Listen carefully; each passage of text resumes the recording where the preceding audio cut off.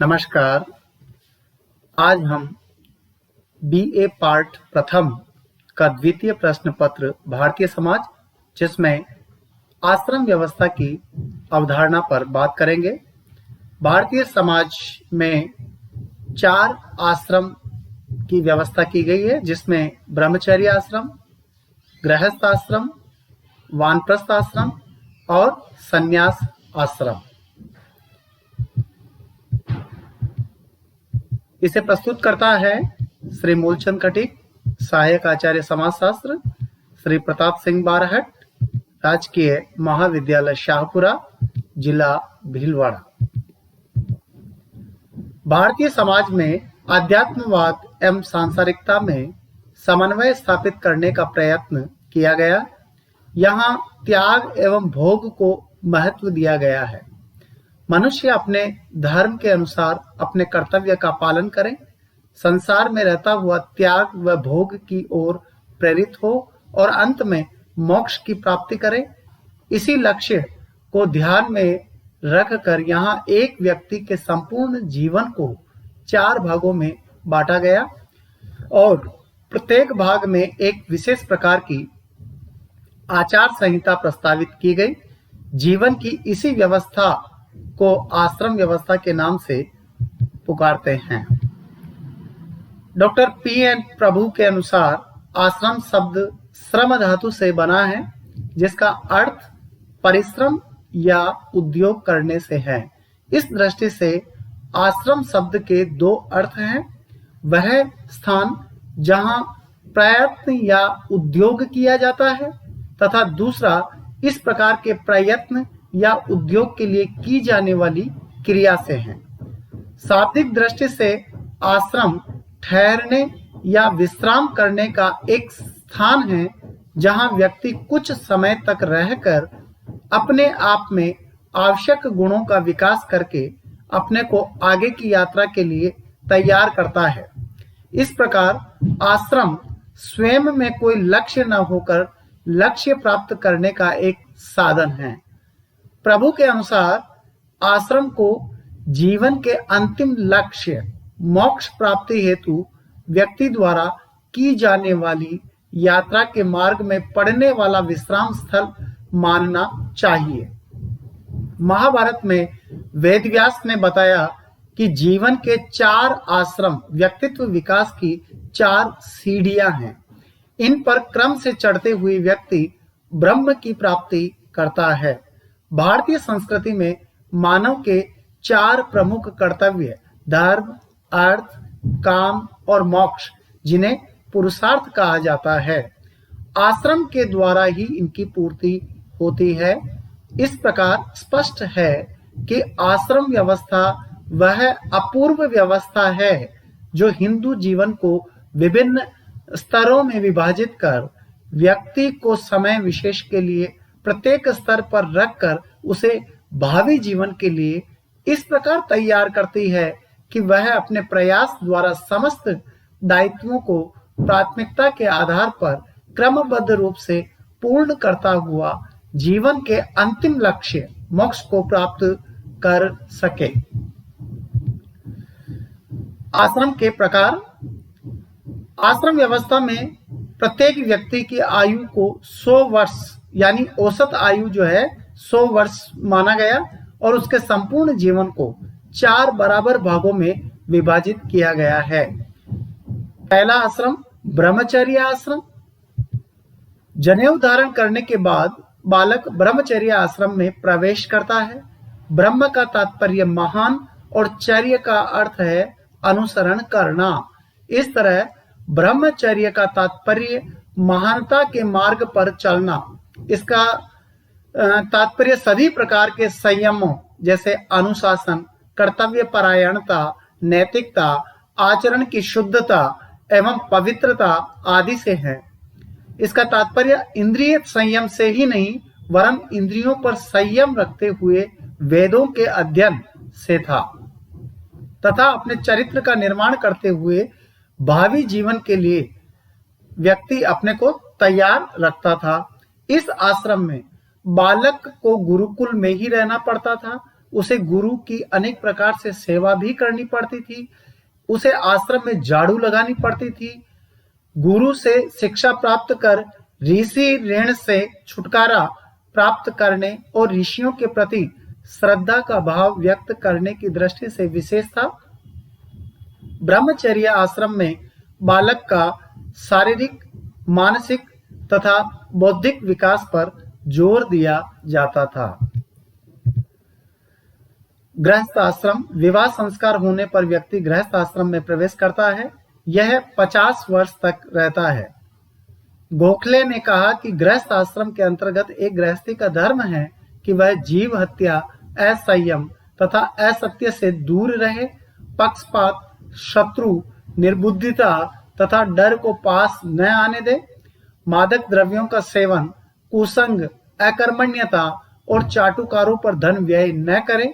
इस आश्रम के सारे दायित्वों को यज्ञ, दान और तप के अंतर्गत सम्मिलित किया गया है। एक गृहस्थ का यह कर्तव्य है कि वह देवताओं, ऋषियों, माता पिता, अतिथियों तथा अन्य प्राणियों के प्रति अपने दायित्वों का निभाएं। गृहस्थ प्रतिदिन 5 महायज्ञ करता था। देव ऋण, ऋषि ऋण तथा पितृ ऋण से छुटकारा प्राप्त करने के लिए यज्ञों को संपन्न करना आवश्यक था। यह आश्रम कुछ कारणों से महत्वपूर्ण हो जाता है, जैसे इस आश्रम में पुरुषार्थों की पूर्ति का स्थल माना जाता है, इसमें यज्ञों का संपादन किया जाता है और समाज के सामान्य कल्याण में योगदान इसी आश्रम में हो पाता है। इस प्रकार गृहस्थ आश्रम ही वह दूरी है जिस पर संपूर्ण आश्रम व्यवस्था का अस्तित्व टिका हुआ है। वानप्रस्थ आश्रम। शास्त्रकारों के अनुसार 50 वर्ष की आयु पूर्ण करने पर व्यक्ति को वानप्रस्थ आश्रम में प्रवेश करना चाहिए। जब गृहस्थ यह देखे कि उसके शरीर की त्वचा शिथिल हो गई है, उसमें झुर्रियां पड़ गई है, बाल पक गए हैं, पुत्र के भी पुत्र हो गया है, तब विषयों से मुक्त होकर वह वन का आश्रय ले वानप्रस्थी निष्काम भाव से कर्म करता है। वह विद्यार्थियों को निःशुल्क शिक्षा प्रदान करने के साथ साथ उनके चरित्र निर्माण और व्यक्तित्व के विकास में महत्वपूर्ण योग देता है।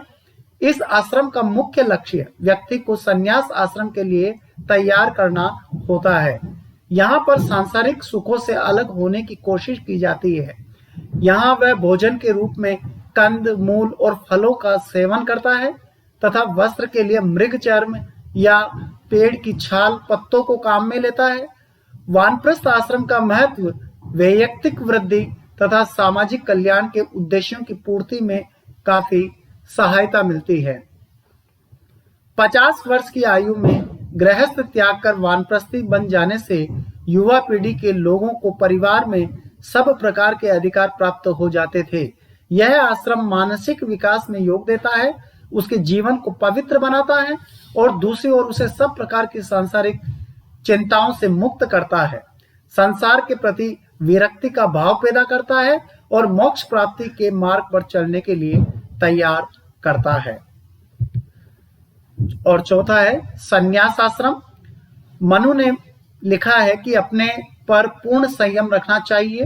उसी मनुस्मृति के अनुसार आयु के तीसरे भाग को वन में व्यतीत करने के बाद आयु के चौथे भाग अर्थात 75 वर्ष की आयु के पश्चात वानप्रस्थी संसार को छोड़कर संन्यास आश्रम में प्रवेश करता था। इस आश्रम में सन्यासी के लिए केवल मोक्ष की प्राप्ति महत्व रखती है। वायु पुराण के अनुसार सन्यासी के 10 कर्तव्य, जिसमें भिक्षावृत्ति से भोजन प्राप्त करना, चोरी न करना, बाह्यतया आंतरिक पवित्रता रखना, प्रमादी न होना, ब्रह्मचर्य का पालन करना, दया करना, प्राणियों के प्रति क्षमावान होना, क्रोध न करना, गुरु की सेवा करना तथा नीची दृष्टि करके चलना चाहिए। कपड़े से छानकर जल पीना चाहिए, सत्य से पवित्र करके वाणी का प्रयोग करना चाहिए एवं मन को पूर्ण पवित्र रखकर आचरण करना चाहिए। सन्यासी के लिए कहा गया कि उसे सुख दुख का अनुभव नहीं करना चाहिए। सन्यासी संसार में रहता हुआ भी पारलौकिक जीवन में प्रवेश कर जाता था। वह निष्काम भाव से प्राणी मात्र के कल्याण, में अपने को लगा देता। संन्यास आश्रम का महत्व आत्मिक विकास की दृष्टि से महत्व रखता है, किंतु इस समय वह अपनी योग्यता तथा अनुभव से लोगों का मार्गदर्शन करता है तथा लोग उस श्रेष्ठ पुरुष सन्यासी का आदर करते हैं, उससे परामर्श लेते हैं और उसकी शिक्षाओं को ग्रहण करते हैं।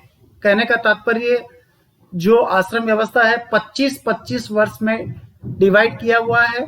ब्रह्मचर्य आश्रम में 25 वर्ष तक, 25 से 50 जो है वो गृहस्थ आश्रम, 50 से 75 वानप्रस्थ और 75 से 100 वर्ष संन्यास आश्रम की है। आश्रम व्यवस्था का समाजशास्त्रीय महत्व, यदि हम समाजशास्त्रीय दृष्टिकोण से देखें तो सबसे पहले जीवन के समुचित विकास की भावना का विकास होता है, और दूसरा मानवीय गुणों का विकास एवं मानवतावादी समाज की स्थापना में योग होता है, और तीसरा व्यक्ति तथा समाज की पारस्परिकता पर इसमें जोर दिया जाता है। बौद्धिक विकास, ज्ञान के संग्रह एवं प्रसार तथा समाज की सांस्कृतिक परंपराओं को पीढ़ी दर पीढ़ी हस्तांतरित करने में महत्वपूर्ण योग होता है। और सामाजिक नियंत्रण की दृष्टि से भी आश्रम व्यवस्था काफी महत्वपूर्ण है। व्यक्तिवादिता के दोषों से समाज को मुक्त रखने एवं समाज कल्याण में योग देता है। और सातवां व्यावहारिक एवं उपयोगितावादी है। प्राचीन समय में आश्रम व्यवस्था का महत्व, जब धर्म, कर्म, पुरुषार्थ, यज्ञ का महत्व था और ये भारतीय समाज के आधार थे, और व्यक्ति की औसत आयु 100 वर्ष थी, किंतु आधुनिक समय में औसत आयु 65 ही है तथा आज वैज्ञानिक एवं तकनीकी शिक्षा प्रदान की जाती है, वह शिक्षा गुरुकुल में नहीं थी। इसके साथ ही परंपरागत शिक्षा केवल ज्ञान के लिए थी, किंतु आज शिक्षा का उद्देश्य रोजी रोटी कमाना भी है। आज की बदली हुई परिस्थितियों में भारतीयों के लिए आश्रमों का कोई व्यावहारिक महत्व नहीं रह गया है, फिर इन्हें हम युग की मांग के अनुरूप भी नहीं कह सकते हैं।